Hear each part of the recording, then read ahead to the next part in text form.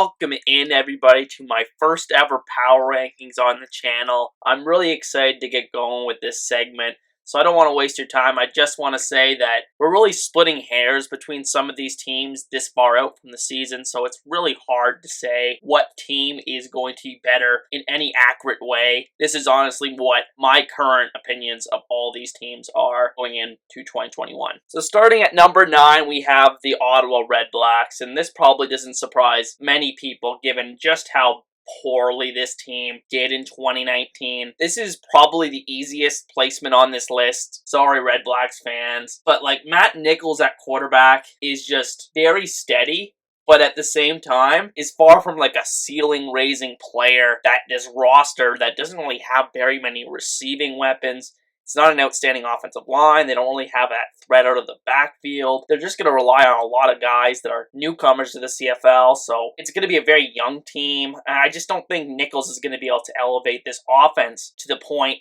that it needs to become a contender. I will say that the path towards this team being a contender for the East in 2021 is with a dominant defense. And I love the additions of Cleon Lang and Don Yanumba in 2020 free agency. And with competent quarterback play, I think this defense, if they can play at an elite level, like I'm talking, this defense has a chance to be the best in the CFL next year. If everything clicks, and that front seven is dominant. But I just don't see that as all that likely of a scenario. Moving on to number 8, we have the Montrealouettes. And this may surprise some people because I made a video on my channel a few months ago about the Montrealouettes possibly becoming a Grey Cup contender in 2021. And I still believe that. I just think there's a lot of teams that are in that discussion right now. It looks like a very wide open league. Because the league that we left behind in 2019, that was one of the weirdest seasons in CFL history. You got a bunch of quarterback injuries. You had a couple teams with brand new quarterbacks break out like Montreal and Saskatchewan. So trying to predict how these teams are going to follow that up is very difficult. But with that said, I still love the Owls' future, and their offense could still be awesome, but their O-line might have some serious issues after their loss of Trey Rutherford to retirement. I don't think that was all that talented of a unit to begin with, and losing him, a key Canadian component to that team, is just going to hurt that offense. Even though I really like their perimeter talent, and I love Vernon Adams, I would still place Vernon Adams in my top 3 MOP candidates for the 2021 season. And on the defensive line, they should be better than 2019. They have a really good 4-man unit with Nick Usher, Almondo Sewell, Woody Barron, and Antonio Simmons, who I think is going to be a potential breakout star this season in the CFL. But I just don't think they're all that special on the back end, aside from a couple standouts I will mention, like Greg Reed and Taekwon Glass. But the linebackers and defensive backs overall for Montreal just don't impress me very much, and they're pretty unproven and young, especially if they don't bring back Hainok Mwamba in free agency. I think that's going to really hurt. So moving on to number 7, we have the BC Lions. So some people may not think I should have BC over Montreal. When I look at those two teams matched up against each other right now, I like BC more, as I think they're just more of an explosive team. I think they have the better quarterback. As much as I love Vernon Adams, I love BC's receivers. I love their defensive backs. And their defensive backs were good last year.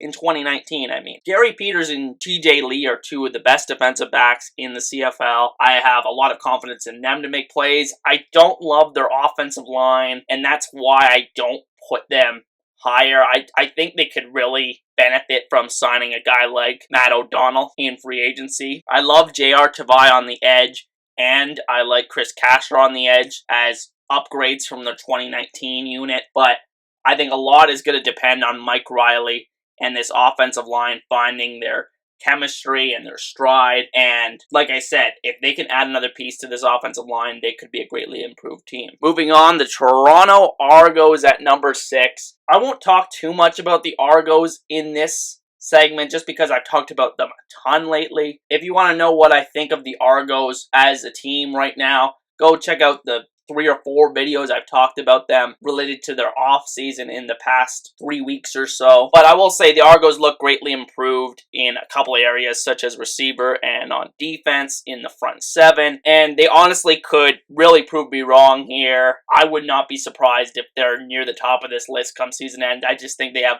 so many difference-making players.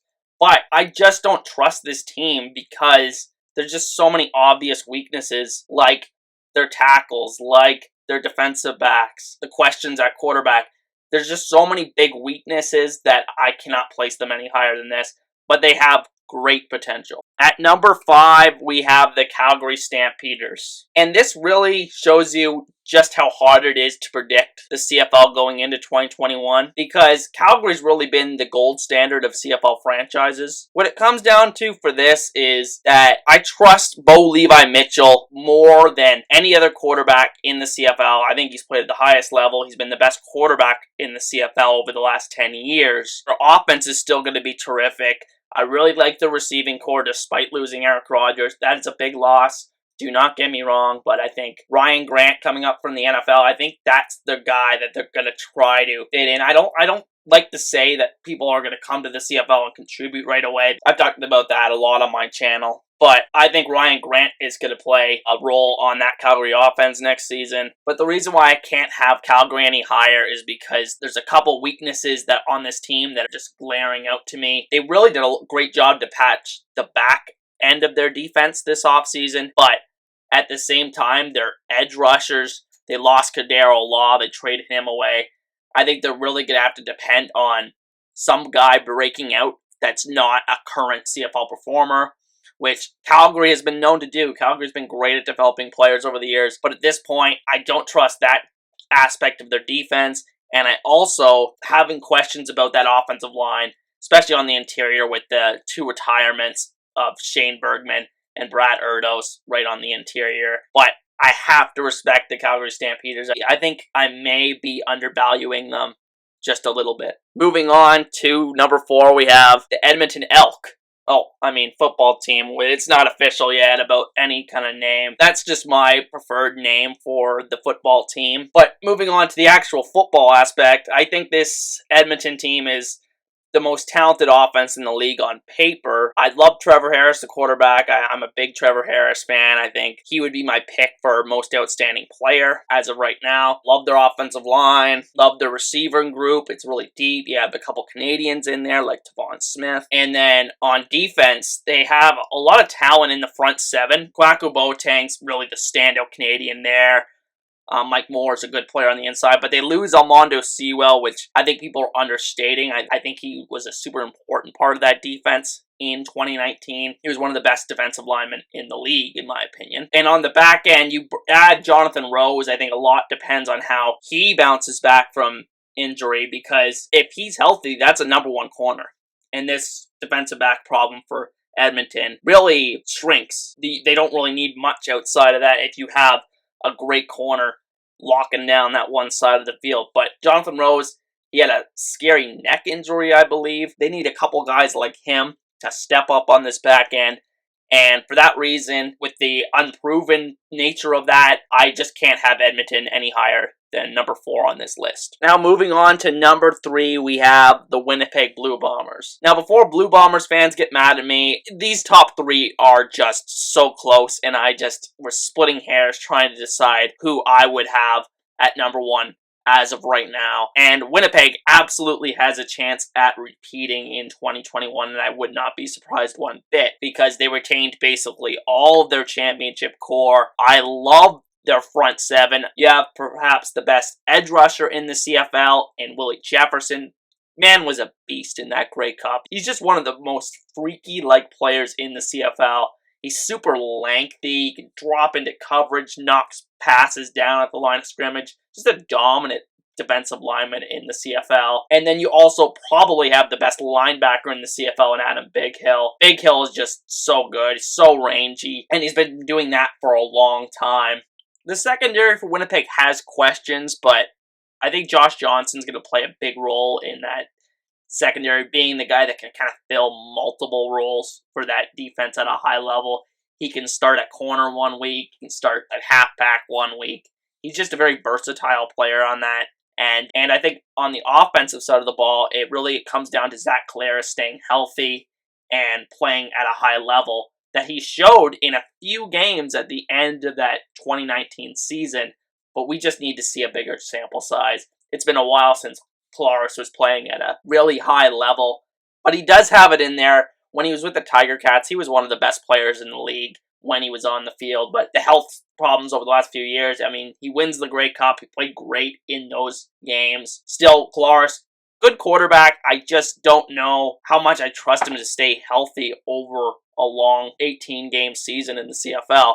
But I really do like the receiving group. It's not the most flashy group whatsoever, but bring in Bryant Mitchell, who is really the guy that's going to complete this unit, be that contested catch threat, create big plays. He's one of the better receivers in the CFL the last time he was on the field in 2018. And so I'm really excited to see what he brings to this unit. I love their offensive line. I think they have the best offensive line in the CFL. Andrew Harris speaks for himself, the best receiving back in the CFL.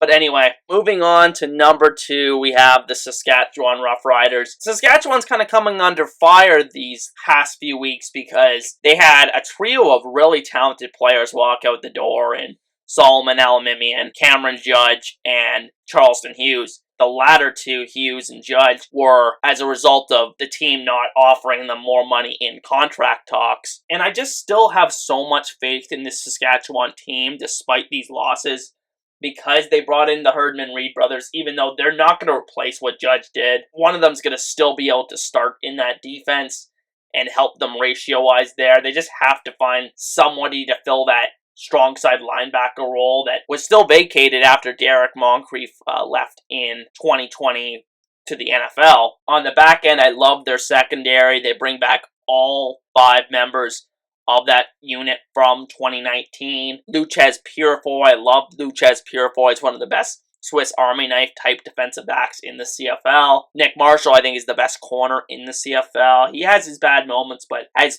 largely been a shutdown corner in the CFL. I just really love that group. On offense, I just have so much faith in this team to replicate its success from 2019. I love Cody Fajardo. I think he's one of the most talented players in the CFL.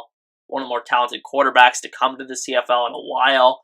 I think he just has an all-around skill set, mobile, big arm, big guy, great combination. And then I love the receiving group. I think their offensive line problems are solved with Evan Johnson signing from Ottawa. And finally, I love William Powell in the backfield. I just think he's a really good all-around running back.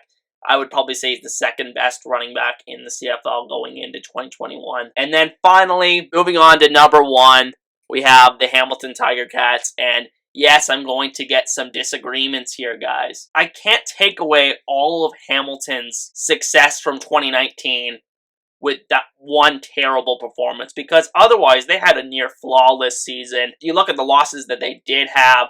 Montreal kicked their ass one time, but besides those 2 games, over the course of a long season, the TigerCats were just so good in 2019. So the TigerCats bring back basically that entire team from 2019 that was so dominant. Plus they add a couple of key components in wide receiver Devere Posey. He's really going to stretch the field for this team. And then Keontae Evans, who adds to an already really strong defensive backfield for Hamilton. Hamilton's defense looks the most complete probably in the league right now. Wonder what they're going to do at strong side linebacker. That's my only question. I think they're going to bump someone up from the secondary. But I love Javon Santos-Knox and Simone Lawrence in the middle of that defense. On the defensive line, it's probably the most complete group, like I said, in the league. Dominant players at both the edge and on the interior. The offensive line, really good. The only question mark is at left tackle. Who do they move over there? I think my guess is they're going to try to play Jesse Gibbon at one of these positions, either move someone around, but I think he's going to be the 5th starter for that offensive line for Hamilton. Like I said, the receivers are great. I wonder who's going to start at quarterback, because both of these guys are obviously capable, but I think them both re-signing with the team really shows you how close-knit that team is and how there's just such an unfinished business for the TigerCats to win the Grey Cup in 2021 at home in Hamilton. And I just have so much faith in Hamilton's roster right now that I can't place them any lower than number 1 on this first power rankings of 2021. So that's going to conclude the first power rankings on Hussey's Huddle. I'd like to hear your thoughts in the comments section as always. If you want to support the channel, the best way to do it is by hitting that like button or subscribing to Hussey's Huddle for more CFL content just like this. Once again, thanks for all the support, guys, and I'll see you next time. Peace.